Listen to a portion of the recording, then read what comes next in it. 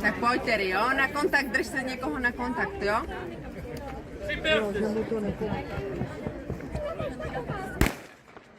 Pojď, Sofi, pojď, neboj se toho, rozběhni to!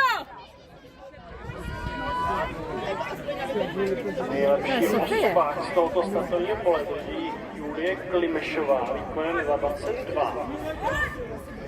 Tak jsem zvědav, jak chtějí rozběhnout toto silně obsazené startovní pole. 12 závodnice teď muselo porovnat na seběhu. To koukám, prostě kde byli bíhají všichni. Stáhlo se to docela slušně.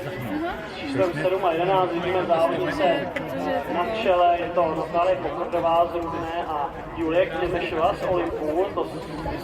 Julie Klimešovou se právě zmiňovala jako favoritku závodu, ale tak ta se toho nebojí. Možná inspirovaná některými kolegy ze včerejších běžeckých disciplín se teď snaží velmi aktivně roztrhat to startovní pole za ní. Reagují na to ovšem zbylá děvčata velmi slušně, takže zatím se to nepovedlo. Pojď, Sofi, pojď s nima, pojď!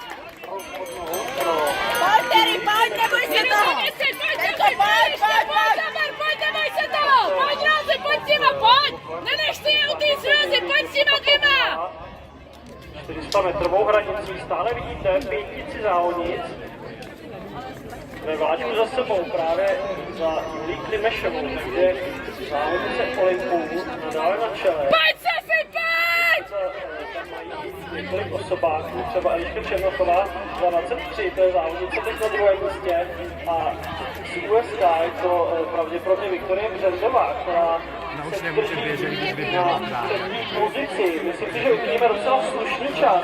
Je to dobře rozběhnuto. Julie teď do toho zabrala do té poslední 150. Ladným krokem si běží do cílové rovinky, ale vidíte, jak se za ní vyváží.